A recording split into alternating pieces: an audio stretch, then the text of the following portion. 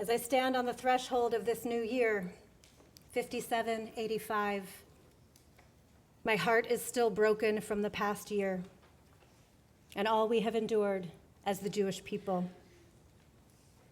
It has been a year of tears, a year of grief and uncertainty, fear and anxiety.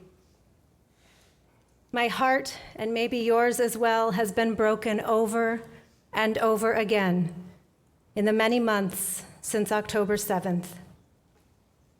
With the challenges we still face, hostages who remain in Gaza, war with Hezbollah, missiles fired from Iran, and alarming rates of anti-Semitism here in the US and around the world, how do we say Shana Tova? As the one-year anniversary of Hamas's devastating attacks on October 7th approaches, we are still processing all that was lost, still coping with the trauma of the deadliest day in Jewish history since the Holocaust. How do we start a new year with broken hearts, still filled with grief? This August, I spent a week on the faculty of Crane Lake Camp, a Reformed Jewish summer camp in the Berkshire Mountains of Massachusetts. The week I was there coincided with Color War and also Tisha B'Av, the fast day which marks the destruction of the ancient temple in Jerusalem in the year 70 CE. Late in the afternoon on Tisha B'Av, I sat at a wooden picnic table with a small group of older campers and counselors who had opted to skip meals for the day, fasting and studying instead. In the midst of the frenzied joy of color war, we talked about the destruction of the temple. We talked about grief and suffering and how to keep living after something terrible happens. They shared stories of their own experiences of loss and grief, stories of COVID, October 7th, the loss of beloved grandparents, and how they've been making their way forward ever since. And then we studied two texts. Both stories are from the Talmud, and both offer a glimpse at the lives of those who survived the utter catastrophe of the temple's destruction. The first story asks the question, how could one even live in light of all we've lost? As the horror of the Roman conquest and all that was lost began to sink in, trauma rippled through the community of survivors. Many became ascetics, abstaining from various kinds of food and drink and denying themselves pleasures they had previously enjoyed. How could we possibly eat meat, they reasoned, which used to be sacrificed on the temple altar, or drink wine, which was poured as a libation, when every bite and sip reminds us of the destruction? Hearing this line of thought, the Rabbi, Yehoshua, the great rabbi, rebuked them. You really ought to stop eating bread too, because the meal offering can no longer be made after the destruction. That's fine, they replied. We can live on produce. Well, you really shouldn't eat fruit either, Rabbi Yehoshua said, because the first fruits can no longer be offered as an offering. And by the way, you should also stop drinking water, now that the water libations have ceased. And to this, they could find no answer. Checkmate. Okay, we're listening, they said. So Rabbi Yehoshua taught them and us a lesson about loss and life. My children, he said, hear me out. You must mourn. The devastation deserves our attention and commemoration. But to mourn too much, to live in perpetual deprivation, is simply wrong. Instead, the challenge is to find a way to grieve and live. How? How can we grieve and live? Rabbi Yehoshua, in fact, offered some very practical guidelines. When we paint our homes, he advised, we should leave a little patch bare, unfinished. When we prepare a feast, we should leave out just one delicacy. When we get dressed up, leave off one piece of jewelry. We can remain mindful of what we've lost, even as we build houses and eat good food and get dressed up and go out dancing. The moral of this story: even in the deepest suffering, there can still be moments of celebration and laughter. There can still be life. To be alive is to see that this world is overflowing with blessings, even here, even now. We grieve and we live. The second story. A generation or two after the Great Destruction, a young couple got married and there was a big communal feast. During the course of the evening, the groom's father, a rabbi, grew increasingly agitated as he saw the wedding guests, including his esteemed rabbinic colleagues, dancing, schmoozing, and boozing with reckless abandon. It's too much, he thought, as if the temple hadn't burned at all. He grabbed an expensive, precious white glass, he held it high above his head and smashed it to the ground. It was the sound of the shattered glass that sobered them, and they remembered. Thus emerged one of the most well-known Jewish rituals, breaking a glass beneath the chuppah, the wedding canopy. The logic of the broken glass is this: even in this moment, surrounded by love, don't you dare believe you are somehow disconnected from the rest of the Jewish people or the rest of humanity as a whole. There is anguish, aching, striving all around us and within us. And we must never forget that we're inextricably linked and enduringly connected to one another. Even in the greatest joy, there is still heartache. A few weeks ago, September 1st, I awoke in a cabin in the Shenandoah Valley in Virginia. Later that morning, I was to lead a ceremony to celebrate my parents' 50th wedding anniversary. My sister's family, my aunts, uncles, cousins, and my parents' closest friends were all in town for this joyful gathering.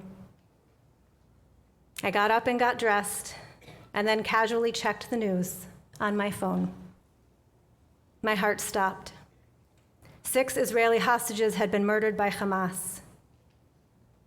Ori Danino, Carmel Gott, Hirsch Goldberg, Poland, Alex Lobanov, Almag Sarusi, Eden Yerushalmi. Tears filled my eyes and I could barely read the article.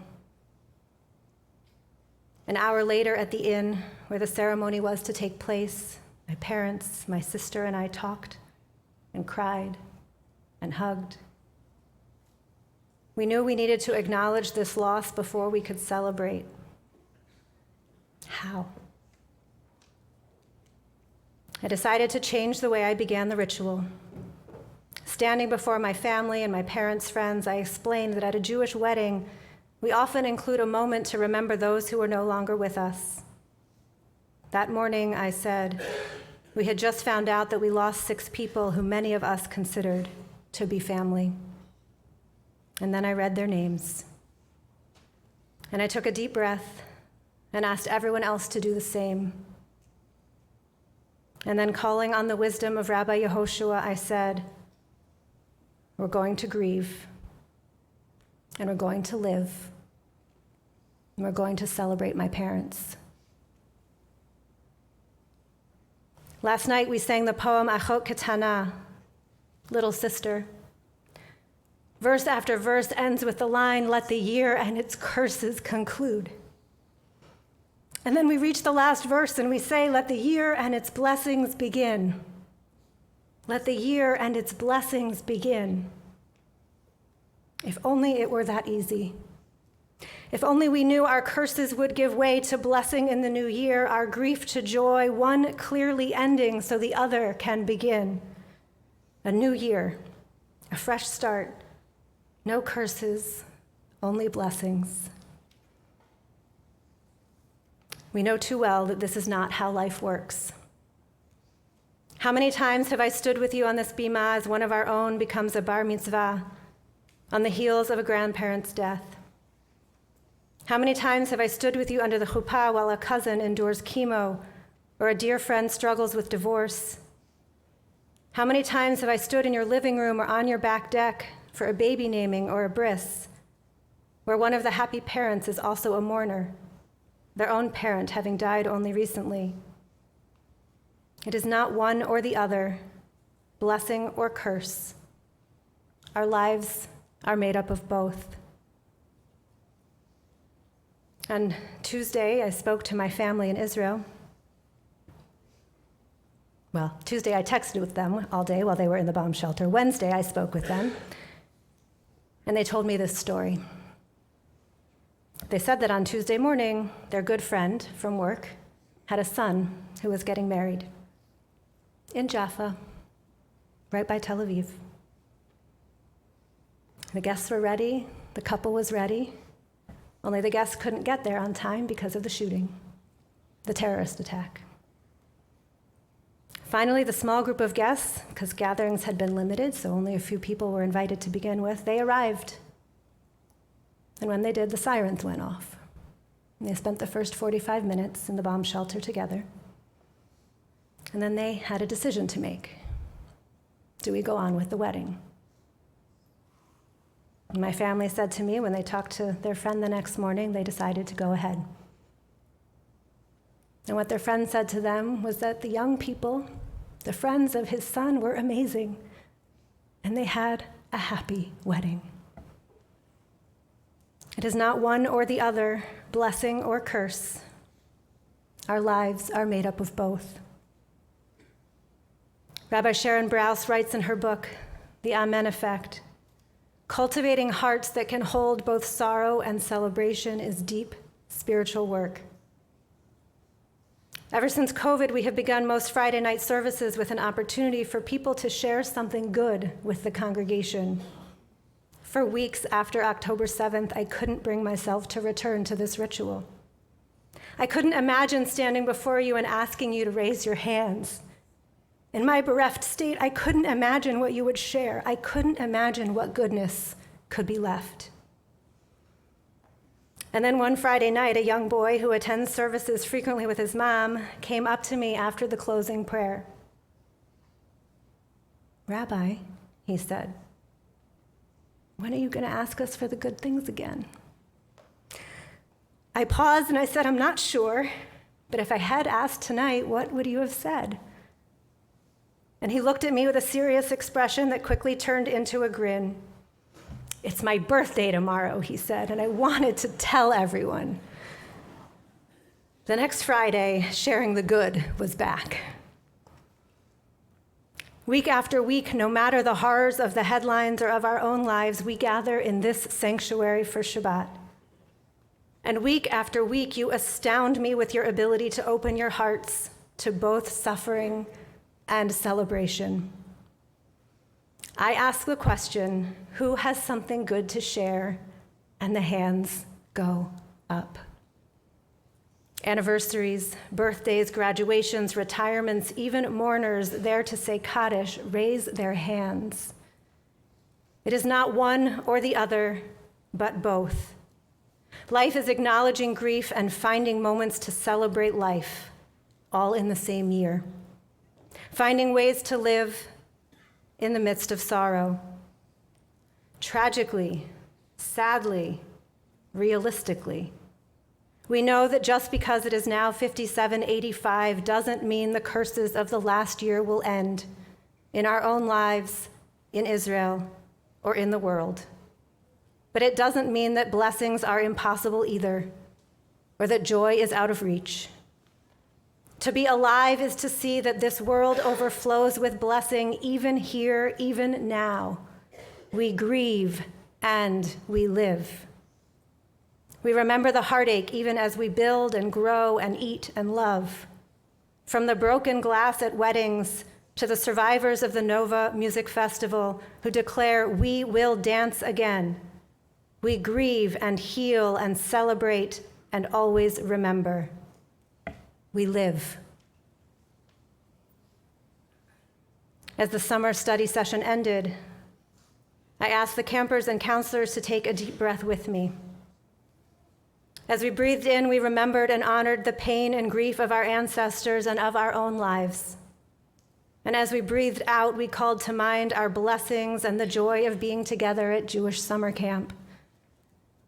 Then, with blue and white bandanas on their heads and Jewish star necklaces around their necks, they headed off to meet their color war teammates.